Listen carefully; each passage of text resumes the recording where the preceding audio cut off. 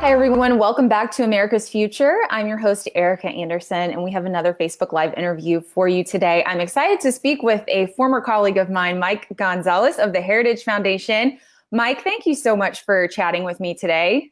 Of course, Erica. As you said, we're former colleagues. You know, I admire your work a lot. Well, thank you. And you were one of the first people I thought of when I was considering this topic that we're going to talk about today, which the main thing we want to talk about today is a little bit about Cuba and the protesting that's been going on there, and then also sort of how that has an effect on America and the rest of the free world. But before we jump into questions about that, can you give us a little bit of background on who you are, what you do at Heritage, and how you got into this kind of work? Yeah, I'm a senior fellow at Heritage. I've been at Heritage for 12 years.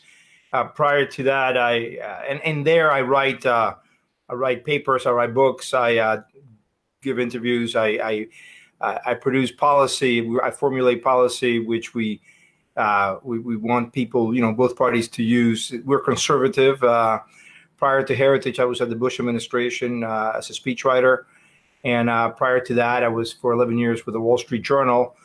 Most of them in Hong Kong and Brussels, a year in New York. I was a journalist for close to 20 years. I was born in Cuba. I left at the age of 12. I lived on there. So I've seen communism up close. And then I've also seen fascism because we moved to Spain in the early 70s, was then run by Francisco Franco, which many people say was kind of Europe's last fascist dictator. It was kind of soft fascism, nothing comparable to the Third Reich, obviously, but it was still a very dirigist, corporatist way to run the economy, and definitely not a democracy. And so being born in Cuba, you have such a unique perspective. Is that, your birthplace? Is that what sort of gives you the inspiration and motivation to be writing and speaking about these things today? Well, I have seen unfreedom. I've seen tyranny. I've seen totalitarianism.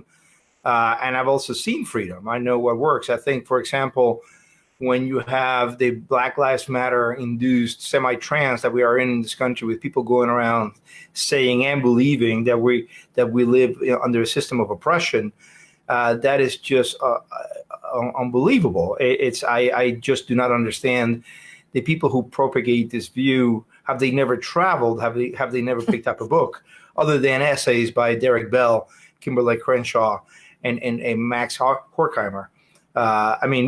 Real books and real philosophy. Where do you think this comes from? This, kids today, professing that they support socialism or that America is an oppressive country. Like, I feel like that is so much more of a conversation that's happening now, even more so than 10 years ago. What do you think has made the difference in that? Well, it comes from the fact that the academy has been taken over by a hard left that is very Marxist, especially the field of civil rights in the law schools has been completely taken over by critical race theorists who emerged in the 1980s, really kind of the 70s and 80s. Then they don't come up with the name critical race theory until 1989, and then they become dominant inside the academy. But they become dominant inside the academy, but their impact on public policy remains very limited. It begins to seep out about 3 or 4 years ago into the K through 12 school system. Some school districts, such as New York, because of Richard Carranza, appointed by Mayor de Blasio, who is a very leftist school superintendent. The New York School District is the largest district in the world, I believe. But then it explodes in 2020 because of the George Floyd tragedy and the fact that you have these Black Lives Matter organizations that are actually quite leftist themselves. They're run by Marxists. From Marxist ends, they're anti-capitalist, and then they make very good use of the video. And then you have critical race theory explodes out of the university and enters all areas of our lives, from workplaces to factories to schools. Definitely, that's the main battleground. But also houses of worship, churches, the military, and Americans see it everywhere. And a resistance builds up to it. And critical race theorists have not met any resistance since the early to mid 90s because they defeated their foes inside the academy. So now they're meeting resistance for the first time and they're shocked.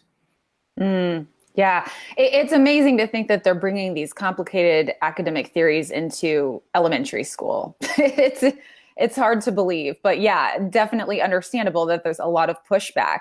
Now, I want to shift to talking about Cuba. But if I can make just they're not assigning Derek Bell to fourth graders. When Right. they say we don't teach critical race theory, they're both lying and saying the truth.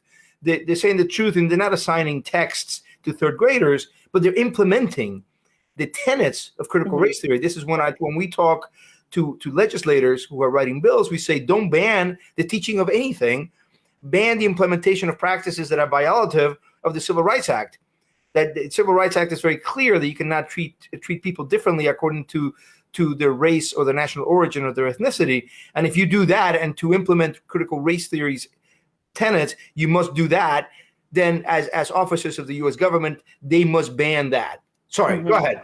No. It's good. It's good to clarify that, because that is a form of pushback that you hear. People say, well, yeah, right. Like, they're not teaching elementary schoolers that, but yeah, it's not that they're having them read paragraphs of text. It's that they're implementing those things that it stands for. And that makes sense. So when it comes to Cuba, that's sort of the big thing in the news right now. Although this is nothing new. This is not a new problem, as you'll explain to us, but there's a lot of misinformation going around about why these protests are happening in Cuba. Could you fill us in on the real reason behind these protests and why the protesters are actually so brave for doing what they're doing? So the protesters are incredibly brave because they're facing right now, after the first 3 days of protests, which were July 11th, 12th, and 13th, July 11th, Sunday being by far the biggest. The government has been rounding up dissidents, dragging them out of their homes. We have video of this. It's all over social media. I think conservatives make a mistake when they say, well, no, COVID-19 didn't have anything to do with it. No, COVID-19 did have a lot to do with it. It was the spark. The government mismanaged COVID-19 completely. It did a horrible job. By the way, going back to an old conservative position, giving a lie to what Sean Penn and Michael Moore and Danny Glover and all the Hollywood glitterati, or Washington, D.C.'s clueless mayor, Muriel Bowser, who praised communist Cuba's health system. No, the vaccine doesn't work. It's basura, as they say in the streets of Havana. It's trash. People are dying, and the Cubans really, that was the spark. But then the background of that was 62 years of socialism, in the denial of the most basic human rights, the economic mismanagement. Socialism always, it never produces bread, it produces breadlines. So then they take to the streets demanding freedom. If you speak Spanish and you hear their demands, they're saying libertad, they're saying abajo, con Diaz-Canel, down with Miguel Diaz-Canel, who's the puppet president who fronts for the Castro Mafia. And they're saying, give us freedom. But it is COVID-19 that sparks it. And I must say also that Trump's sanctions actually have added to the government's woes. The government now is with its back against the wall. So the last thing that President Biden should be considering is easing up on the sanctions. He should not listen at all to the head of Western Hemispheric Affairs at the National Security Council, Juan Gonzalez, who is a leftover from the Obama administration and wants to carry on the failed Obama policies. Yeah, that's so good to know. Like, I like how you're providing really the nuance there that a lot of people are missing when they're having this conversation. Now, in terms of the protesters themselves, we were saying they're brave. What is it that they could face for going out into the streets and speaking out? Well, we know from the writings of Ernesto Valladares, Armando Valladares, and many others who faced the Cuban Gulag, and the conditions are horrific. These are dungeons in where they don't have a bed. They must sleep on the floor, just standing up, because it's just a very small room. They have this feces lying around. There's rats. And that's when they actually get thrown in the dungeon. But sometimes the government sends a mob of people to your house with bricks and deride your family and insult your family and you and throw rocks through your window. This type of terror, state terror, is what's unleashed on Cubans who dare to say anything, who dare to speak the truth. Who Cuba, as in all totalitarian societies, you have doublethink. You have doublespeak. You think one thing, but then you must think another. You must think its opposite as well, lest you say the wrong thing, because if you say the wrong thing, your life is ruined utterly. Your daughter and son will be taken out of university. You will be expelled from work. You will be fired. Your family will live in penury. So you have to think this is not working, but then you must also think this is beautiful. Because if you say this is not working, your life is done. Hmm.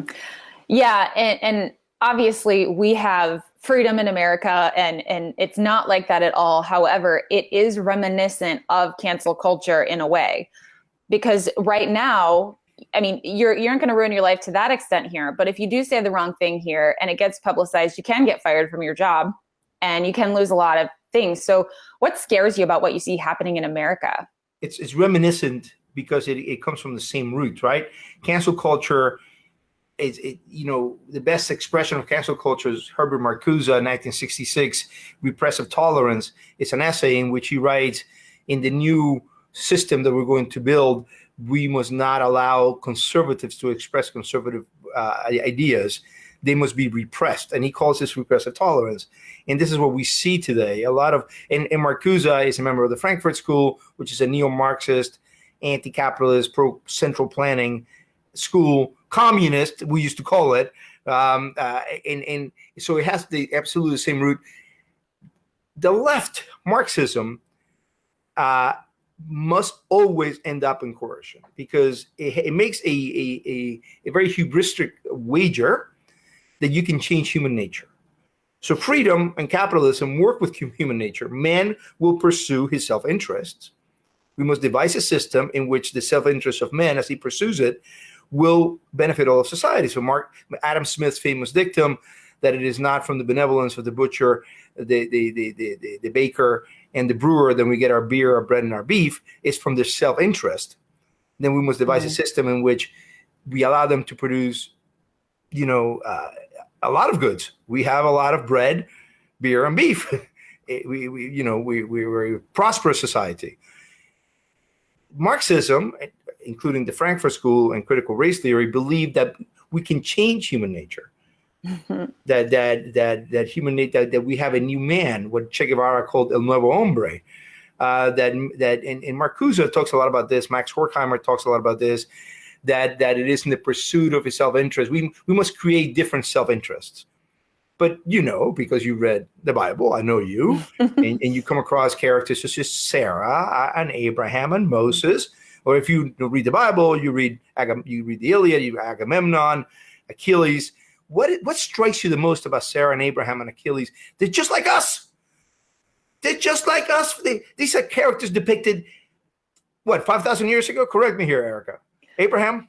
Oh, I don't know. I don't know how long ago specifically. but I think 5,000 years ago.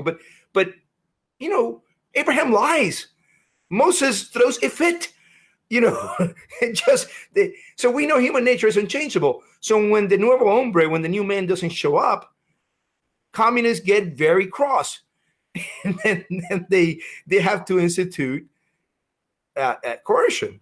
They have to stop people from speaking because it doesn't work. Yeah, it's a very, and I think people that don't really understand socialism and how it works, like there's so many people that have good intentions behind what they believe, but it's exactly what you're saying. You can't change human nature. It's not reality to think that we can live in some kind of utopia. It's not possible. And so you have to create a system in which we can all flourish, the most people can flourish in the best way. And that system is not socialism.